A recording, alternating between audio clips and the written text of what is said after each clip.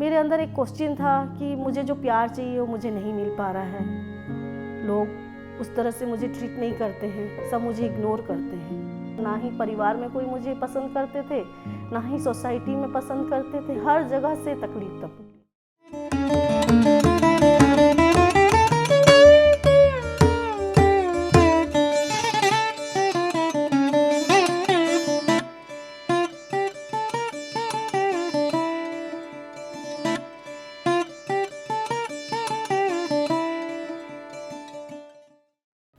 नमस्ते, मेरा नाम दीपाली है। मैं उड़ीसा के ही एक शहर बलांगीर में पैदा हुई और पली बड़ी हूँ। हम लोग का दोस्तों जॉइंट फैमिली था और परिवार का माहौल शुरू से ही आध्यात्मिक था। हमारे घर में बच्चों को सुबह उठ के पूजा पाठ करना बहुत ज़रूरी था। तो मैं बचपन से ही आध्यात्मिकता में जुड़ी हुई थी और देवी देवताओं की किताबें पढ़ती थी। ध्यान के बारे में हम लोग को किसी को कुछ पता नहीं था, लेकिन मेरे अंदर एक अलग ही ऊर्जा और कुछ पाने की चेष्टा रहती थी। उन्हीं दिनों का एक इंसिडेंट आप लोग को बताती हूँ। जब मैं क्लास 7 में थी, पहली बार मैं अपनी मम्मी को छोड़ के दूसरे शहर गई थी और वहाँ से मेरा किसी वजह से आना बार बार पॉसिबल नहीं हो पा रहा था। तो मैं अचानक से ध्यान में बैठ जाती थी, आंखें बंद करके, और जैसे बोलती थी कि मुझे कैसे भी भगवान मेरे मम्मी के पास वापस ले जाओ, मेरे मम्मी के पास वापस ले जाओ। सब मुझे चिढ़ाते थे, मेरे जितने भी दोस्त हैं, बहनें हैं, भाई हैं, अरे ये तो बड़ी ध्यानी हो गई, ये तो बड़ी ध्यानी हो गई। तो मुझे ये सब चीज़ें नॉर्मल लगती थी, लेकिन अब इससे मैं कनेक्ट कर पा रही हूँ कि वो किसी न किसी रीजन से मेरे साथ जुड़ा हुआ था। बचपन से मैं कभी कभी कोई देवी देवता, दुर्गा जी मेरी सबसे फेवरेट रही है। हमेशा मैं उनसे बातें करती थी। मेरी कोई असुविधा हो, सुविधा हो, सहेली की तरह मैं उनसे बातें करती थी। इस तरह धीरे धीरे बड़ी होते होते मेरी शादी 2002 में हो गई। यहाँ का माहौल मेरे परिवार के माहौल से बहुत अलग था। लोग थोड़े रूढ़िवादी थे। मेरे को एडजस्ट करना थोड़ा दिक्कत आ रहा था मुझे। ऐसे करते करते 2003 में मेरी डिलीवरी हुई। उसके बाद पता नहीं अचानक क्यों मुझे डिप्रेशन हो गया। 2005 में ये डिप्रेशन, मुझे पता चला कि डिप्रेशन हुआ है। लोगों को पता नहीं चल रहा था कि क्यों मेरे को डिप्रेशन हुआ, मुझे भी नहीं समझ में आ रहा था। ऐसे तो मैं बहुत भावुक थी बचपन से ही, छोटी छोटी बातें को बहुत सोचती थी। शायद हो सकता है कोई बातें मेरे अंदर रह गई। वो डिप्रेशन था या अजीब सा खालीपन मुझे महसूस होता था। बहुत सारे डॉक्टरों को दिखाए, सब डॉक्टरों का यही कहना था, तुमको कुछ नहीं हुआ है, तुम सिर्फ मेडिटेशन करो, ठीक हो जाओगी। लेकिन मैं ये बात मानती नहीं थी। कहा जाता है कि जब स्टूडेंट रेडी होता है, मास्टर्स अपने आप अपेयर हो जाते हैं। यही मेरे साथ हुआ। ऐसे करते करते 2016 हो गया। मैं डॉक्टरों पे डॉक्टर, दवाई पे दवाई ले रही थी, कुछ भी फ़र्क नहीं पड़ रहा था। मेरे अंदर का खालीपन नहीं ख़त्म हो रहा था। दवाई से रात को नींद तो अच्छी आ रही थी, घर भी अच्छे से संभाल रही थी, लेकिन अपने आप में एक अंदर सा खालीपन जो मेरे को छोड़ ही नहीं रहा था। 2016 में मेरा बेटा कविता गुप्ता भाभी के यहाँ बाल विकास जाना शुरू किया। वहाँ से मुझे पता चला कि वो मेडिटेशन सिखाते हैं। मेरा शुरू से इसके लिए खिंचाव था मेडिटेशन के लिए। मैं कभी कभी घर में भी म्यूजिक चला के, प्रोसेस मुझे कुछ पता नहीं था, करती थी। फिर मैं उनके घर फ्राइडे जाना शुरू की। थोड़ा मुझे फ़र्क लगा उनके बातों से, उनके काउंसलिंग से मुझे अच्छा लगने लगा। धीरे धीरे मैं हर फ्राइडे को जाने की कोशिश में रहती। वहाँ से वो कुछ बुक्स दिए, मेरा नॉलेज बढ़ा और बहुत बहुत डिफरेंट मास्टरों से भी मुझे मिला है। मेरे अंदर एक क्वेश्चन था कि मुझे जो प्यार चाहिए वो मुझे नहीं मिल पा रहा है। लोग उस तरह से मुझे ट्रीट नहीं करते हैं, सब मुझे इग्नोर करते हैं। 2012 की बात बताऊं तो उस टाइम तो मेरा ऐसा माहौल ख़राब था। ना ही परिवार में कोई मुझे पसंद करते थे, ना ही सोसाइटी में पसंद करते थे। हर जगह से तकलीफ, फिजिकल, मेंटल, हर तरह से। तो मैं भाभी से क्वेश्चन की, भाभी बोले कि तुम ध्यान करो, धीरे धीरे तुम्हारा ओरा क्लीन होगा, तुम्हारे पास्ट कर्मा क्लीन होंगे, सब ठीक हो जाएगा। करते करते 2-3 महीना वहाँ गई। धीरे धीरे मैं वहाँ पे भी जाना छोड़ दी और फिर इससे दवाइयों के ऊपर डिपेंड हो गई। इस तरह करते करते 2017 आ गया। साल भर बाद में अचानक एक दवाई से भी इतनी सीरियस हो गई। मैं एक दिन बैठे बैठे शाम को सोचने लगी, मैं इतना कुछ कर ली लेकिन मेरा ठीक नहीं हो रहा है। अब मैं मेडिटेशन ही करूँगी, कैसा भी कुछ हो मैं मेडिटेशन ही करूँगी और मेडिटेशन से ही ठीक होंगी। तभी कविता गुप्ता के भाभी के ग्रुप में एक मैसेज आया कि ऐसे ऐसे एक पिरामिड सेंटर है, वहाँ पे फ्री में शिक्षा दी जाती है, मेडिटेशन की ट्रेनिंग दी जाती है। मैंने अपने अंदर डिसीजन लिया कि मैं ऐसे ऑटो करूँगी, ऐसे चली जाऊँगी, ऐसे करूँगी, क्लास में अब मेरे को ठीक होना ही है किसी भी तरह। और तब मैंने आंखें बंद करके सोचा कि अगर आसपास कुछ होता तो मेरे को अपने हस्बैंड से भी फाइनेंशियल हेल्प नहीं लेना पड़ता और उनके नॉलेज के बिना मैं जाती कैसे भी करके, क्योंकि मुझे लगा कि शायद वो मेरा कोऑपरेट नहीं करेंगे इस बार। लेकिन जैसे ही मैंने आँख बंद करके ये सोचा, अचानक से वो जिन्होंने मैसेज डाला था कि ऐसे मेडिटेशन सेंटर है, उन्होंने अपने घर का एड्रेस डाला जो कि मेरे घर के बिल्कुल सामने है, सिद्धिविनायक पिरामिड। वहाँ पे उन्होंने मेडिटेशन के बारे में दिया, उनसे मेरी बात हुई और मैं वहाँ रेगुलर जाने लगी। फर्स्ट दिन में ही सारिका जैन भाभी और कांता जी, उन्होंने पहली बार मुझे आनापानसती ध्यान के बारे में बताया और मैंने मेडिटेशन शुरू कर दिया। रोज़ मैं वहाँ जाती, भाभी से काउंसलिंग होता, पिरामिड में बैठती, मेडिटेशन करती। पता नहीं वहाँ करने के बाद मेरे घर का भी माहौल चेंज होने लग गया, हस्बैंड भी बहुत कोऑपरेटिव हो गए, बच्चे तो इतने हेल्पफुल, उनकी वजह से मैं शाम को 4 बजे जाती तो शाम के 7 बजे तक आती, कोई शिकायत नहीं उनको। ये यूनिवर्स की इच्छा थी कि मेरे अंदर की तड़प थी, बोलते हैं ना, when students ready masters are appears, वही मेरे साथ हुआ।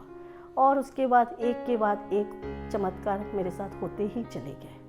दूसरा चमत्कार हुआ, मेडिटेशन करते करते एक बार कांता दीदी ने सेट वर्कशॉप रखा था। सेट वर्कशॉप में रामानुजू सर, बालकृष्ण दास सर, इन्होंने आया। ये 2 दिन का वर्कशॉप था। फर्स्ट दिन मैंने पूरा अटेंड किया। सेकेंड दिन अचानक से सर ने कहा, अभी किसी के अंदर कोई भी बुरी आदतें हैं वो संकल्प करके छोड़ दीजिए। मेरे पास ऐसे तो कोई बुरी आदतें नहीं थी, लेकिन मेरे को डिप्रेशन की दवाई लेना एक नशे के जैसे लगता था कि मैं कोई नशा कर रही हूँ। मैंने आंख बंद की, पत्री सर को याद किया और कहा, सर आज आपका नाम लेके मैं दवाई छोड़ रही हूँ। तब मुझे ऐसे लगा पत्री सर एस्ट्रली एक वाइट रोशनी के साथ मेरे साथ आ रहे हैं और ओके करके गए। और वो दिन है, आज का दिन है दोस्तों, मैंने कभी वो दवाई को छुआ नहीं। मैंने तब समझा कि यूनिवर्स से कुछ भी मांगो वो देने के लिए रेडी रहता है। ये पहली ये नहीं है कि यूनिवर्स ने मुझे दिया, बहुत सारी बातें ऐसी है कि जब जब मैंने यूनिवर्स से जब जो इच्छा की है, मेरे को यूनिवर्स देता ही चला गया, चाहे कुछ भी हो।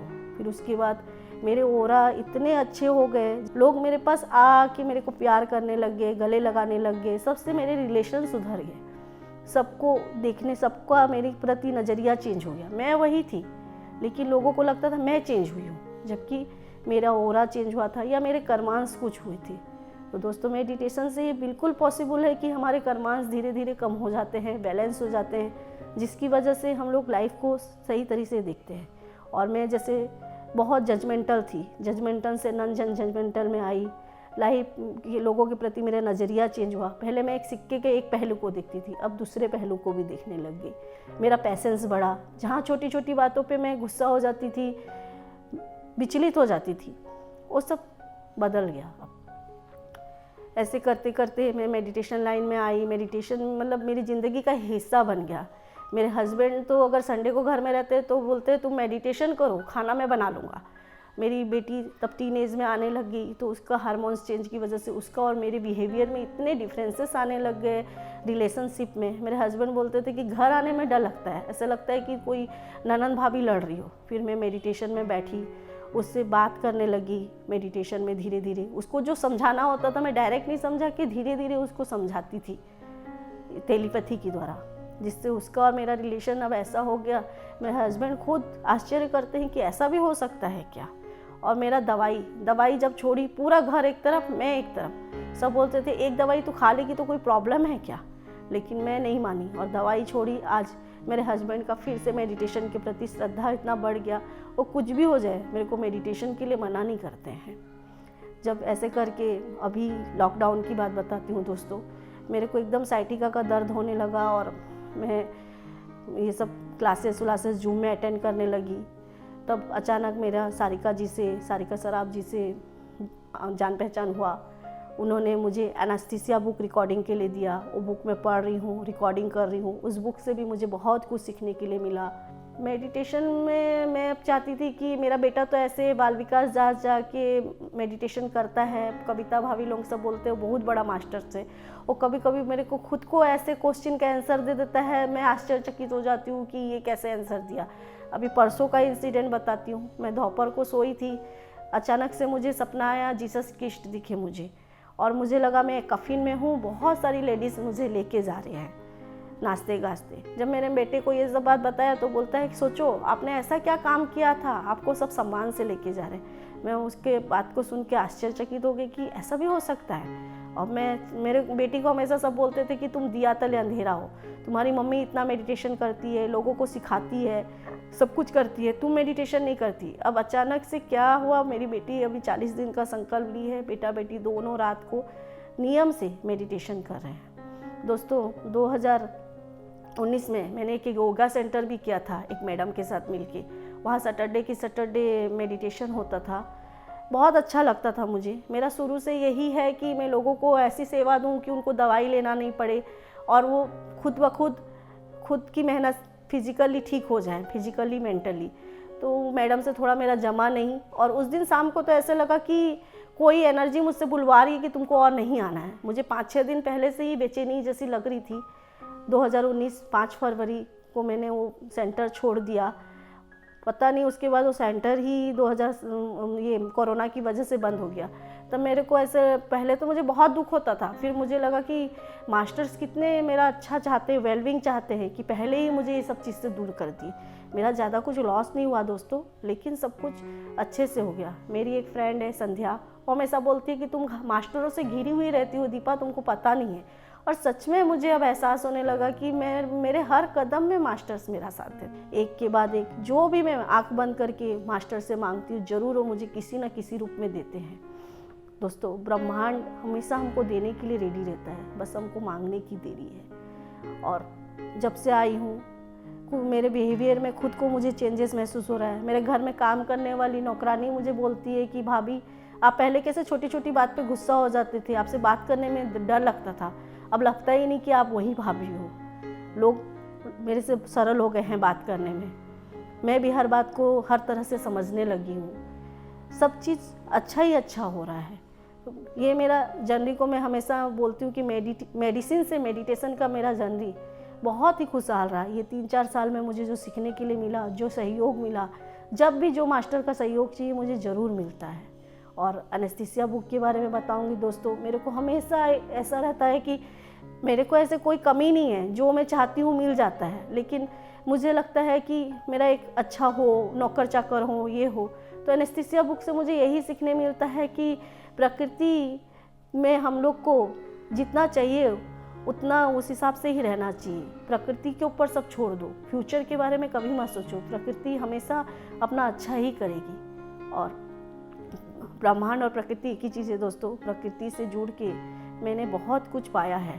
तो आप लोगों को यही बोलूँगी कि इस मेडिटेशन लाइन में आइए, ध्यान कीजिए, अपने आप से मिलिए, अपने आप को जानिए और आगे बढ़िए। धन्यवाद।